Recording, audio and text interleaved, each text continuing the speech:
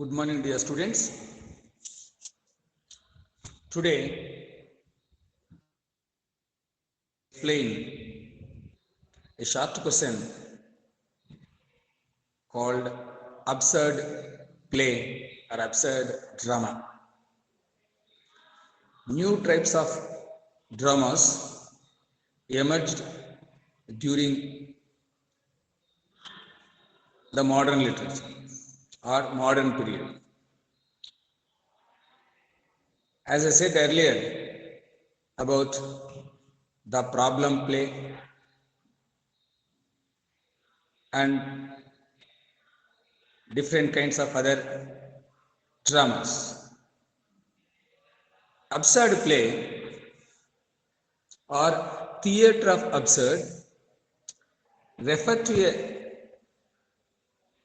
a dramatic movement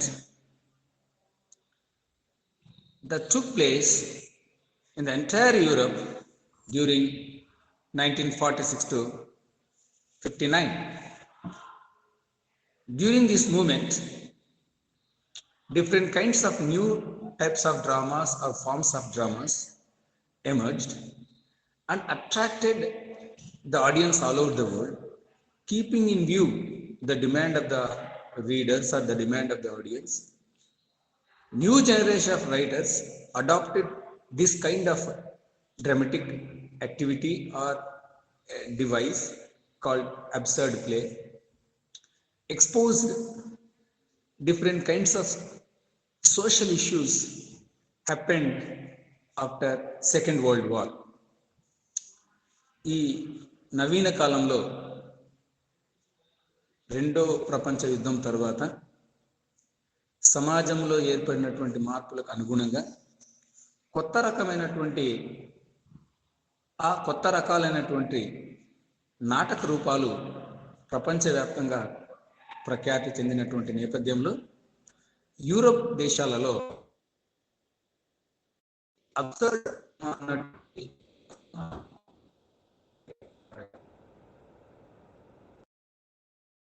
is a that was very popular during 1946 to 59. Critics believe that the theatre of the absurd arose as a movement from the doubts and fears surrounding World War II. World War II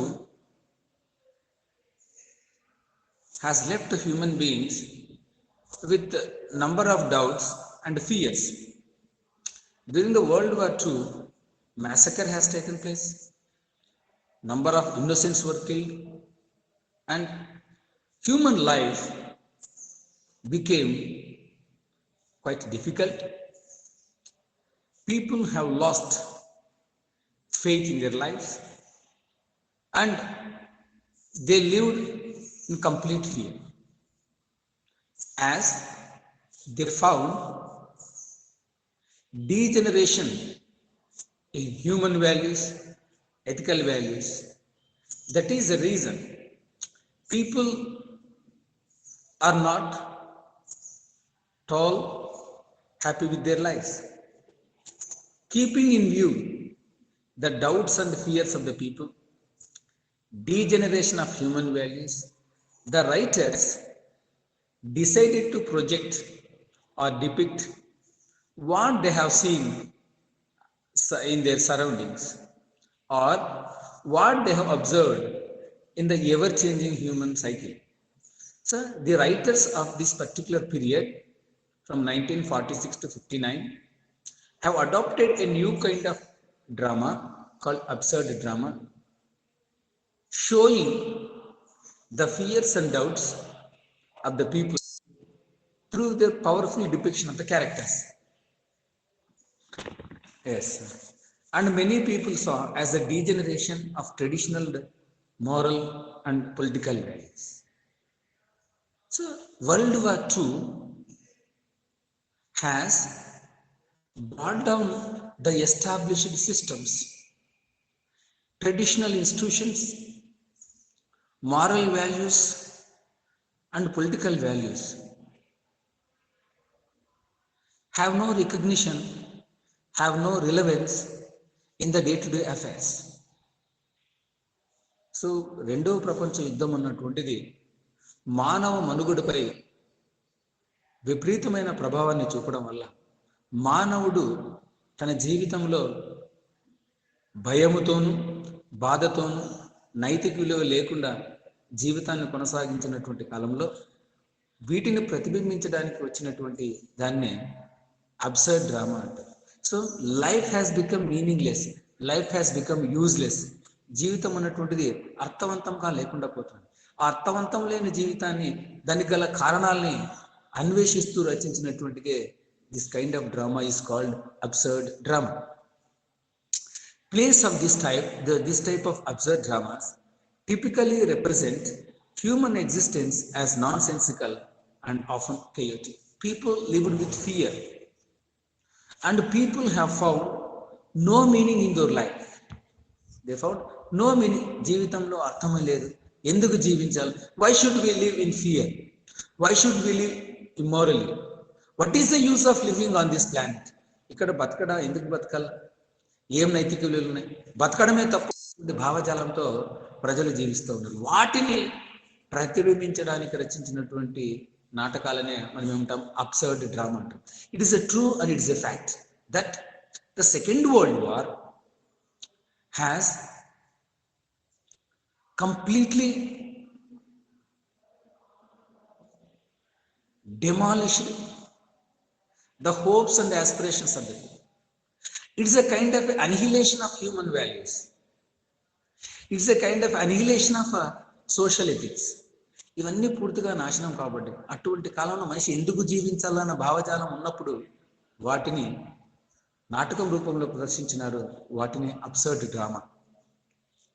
and absurdist works reliably follow clear plot and what actions occur serve only to heighten the sense that characters are more victims of unknown arbitrary forces. You see, contrary to the traditional dramas, or contrary to the classical dramas, we don't find a clear-cut plot construction in the place of absurdist dramatists. So, నాటకానికి కావాల్సినటువంటి ప్రాథమిక సూత్రాలు కూడా ఇందులో ఉండవు.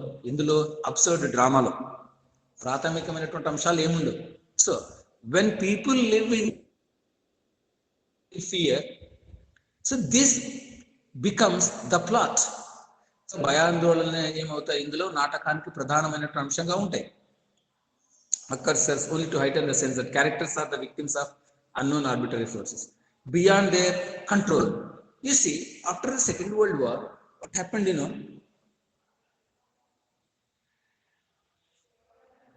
man's life is not under his control. His fate is not under his control. His actions are not under his control. Some external forces show their impact on the living of ordinary people. మన ప్రమేయం లేకుండా మన జీవితాన్ని ప్రభావితం చేసే అంశాలు ఎక్కువగా ఈ రెండవ ప్రపంచ యుద్ధం తర్వాత జరిగినాయి. రెండవ ప్రపంచ యుద్ధం తర్వాత జరిగినటువంటి భిన్నమైనటువంటి రాజకీయ ఆర్థిక పరిస్థితులు అనేటువంటి మానవ జీవితాన్ని అతలాకుతలం చేశాయి. అందువల్ల మనిషి అన్నటువంటి వాడు తన ప్రమేయం లేకుండానే తన జీవితాన్ని ప్రభావితం చేసే అంశాలు ఎక్కువ ఉన్నాయి. కాబట్టి ఎందుకు జీవించాలన్నటువంటి భావన అతనిలో ఏర్పడింది. కాబట్టి దాన్ని చూపించడానికి ఏర్పడినటువంటివే what can I say, this is called absurdist plays. And characters in the play, అందులో ఉన్నటువంటి పాత్రలు పాత్రలు express their frustration, express their stress, express their anger at the events that are taking place around them. వాళ్ళ చుట్టుపక్కల జరుగుతున్నటువంటి అంశాల పట్ల ఎట్లా ఉన్నారంటే ప్రజలు ఉన్నటువంటి వాళ్ళు చాలా బాధతో ఉన్నారు, కోపంతో ఉన్నారు. ఆ దాన్ని పాత్ర రూపంలో చూపిస్తారు ఈ absurd drama. In the absurd drama the characters exhibit their frustration and anger at the events that are impacting their life or that are influencing their life without their own involvement. So this becomes the key element of absurd plays. And the characters often question philosophy of life. Why should we live? What is the meaning in living? ఎందుకు జీవించాలి? వేదాంతపరమైనటువంటి ప్రశ్నలు ఉత్పన్నమైన ఏది ఈ absurd drama. Why should we live? What is the use of living? What is my aim? నేను ఎందుకు బతకాలా, నా లక్ష్యాలు అనేటువంటి ప్రశ్నలు అనేటువంటి ఉత్పన్నం అవుతున్నాయి. వాటికి సమాధానం లేకున్నటువంటి కాలమే ఈ రెండవ ప్రపంచ యుద్ధ కాలం. And meaning of life and death, the existence of God, the existence of God, దేవుడు ఉన్నాడా అన్నటువంటి భావన కూడా ఏర్పడింది. ఏ కాలంలో అంటే 1946 to 59 మధ్య. సో ఈ ప్రపంచమంతా మొదటి రెండు ప్రపంచ యుద్ధాల వల్ల ఏర్పడినటువంటి రాజకీయ ఆర్థిక అంశాలు మనిషి జీవనాన్ని అతలాకుతం చేసినాయి. కాబట్టి ఏది కొంత రకాల అభిప్రాయం, కొన్ని ఎందుకు జీవించాలా, చావు అంటే ఏంది, దేవుడు ఎక్కడ ఉన్నాడు, ఇటువంటి భావాలన్నీ ఏర్పడి ప్రజలు భయంతో జీవిస్తున్నటువంటి కాలంలో ఏర్పాటు చేసినటువంటి డ్రామాలనే మనం ఏమంటామంటే we call them absurd dramas. So the best example for absurd drama is Samuel Beckett's Waiting for Godot. Samuel Beckett's popular play Waiting for Godot is a true representation of the fears and doubts of human beings, or a meaningless life of people during 1946 to 59. This kind of dramas achieved popularity entire Europe, in the entire Europe from 1946 to 59. So this is one kind of peculiar drama written during this period. Now that is about drama. Now let me explain one more important aspect of the fictional world: point of view. It's a kind of a dramatic technique. It's a kind of narrative technique, or is a kind of a narrative technique. Point of view. First person point of view, third person point of view, like that.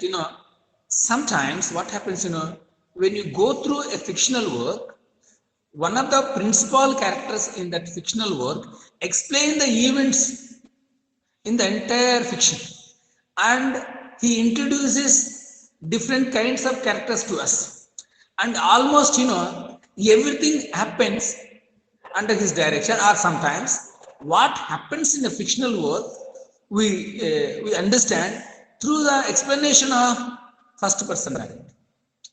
Sometimes the narrator himself is the writer, the writer is narrator himself. The writer himself explains certain events in the fictional world, or sometimes he involves and he gives his own summary, or he gives his own explanation to the events that are happening there. So he adds his own comments in the middle of that fictional work. So this kind of interference or this kind of explanation may be considered of two types. So one is first person narrative and the third person narrative. And now let me tell you what means by point of view. Point of view is essentially the eyes through which a story is told. Point of view is essentially the eyes through which a story is. The plot of the story or the entire events are revealed through the eyes of a particular person. It is a narrative voice. It is nothing but the narrative voice. A person who narrates the events, or a person who narrates series of events. Then voice through which readers follow the story's plot. We, the readers, understand a fictional work through the narration by somebody else. Sometimes he may be a character himself. Sometimes the writer himself becomes the narrator and explains the things. This kind of things we find in fictional works, and readers grab or understand each and every event or understand the plot completely based on the narrative technique or narrative explanation of either the first person or the third person. Meets its character, we meet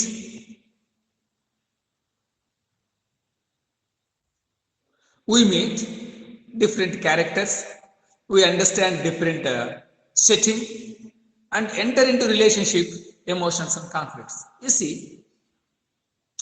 We get in touch with the characters. We get in touch with the characters. We establish emotional bondage with the situation, and we also involve in the conflicts that happen in the fictional worlds. So this happens, attachment with the characters, emotional bondage, involvement in crisis happens only because of the narration. So that means this narration of things in a fictional world is done by a principal character, and he makes us to have close linkage with these events in the play, events in the fiction. Sometimes he may be a principal character. Point of view allows readers to experience the story. So point of view facilitates the readers to experience the story. So we gain more and more experience as long as we are in touch with the story. As long as we pay attention to the narration, we are completely have a kind of relation with the story as it unfolds. So when the narrator explains each and everything, so gradually what happens, incidents after incidents or events after events, or scene after scene, we are completely involved in what happens, in the story. Authors can choose from the first person and the third person point of view. So the fictional writer has the facility to adopt either the first person point of view or the third person point. It is his choice. So, but as readers, we understand each and every thing and each and every activity in a fictional world or event in a fictional world through the narrative technique or through the point of view only. So, point of view makes us to understand a fictional work clearly, and once we start understanding by following this point of view, what happens, we are gradually linked to the story. As the story unfolds, we also completely find ourselves completely attached to that story. So point of view happens in two ways: first person point of view or third person point of view. Its choice is the choice of the fictional writer. So point of view can be asked for 5 marks, and you need to write first person point of view and third person point of view. And it is nothing but understanding the story from different sources. So sometimes we understand the story from the point of view of the one of the characters in the fictional world. Sometimes we understand the story from omnipresent author, that means the writer himself. So from the two sources we understand fictional work very clearly. So events in the fiction are different scenes in different kinds of activities in the fictional works are easily comprehended by the reader from the help of these two point of views, either from the first point of view or from the third point of view. Both play a very critical role in making the readers to follow the fictional work very clearly. So this is about point of view in a fictional work. So my earlier explanation is about absurd play related to drama. Point of view is related to fictional works. These kind of activities are very common in modern literature. In modern literature, point of view is important, and different kinds of new genres in dramatic activity. And that means problem play, kitchen sink drama, absurd play. They have their own shape and they have their own recognition in dramatic activity. And the point of view is the basic quality to understand, what can I say, the nature of events or the sequence of events in the fictional works. Thank you.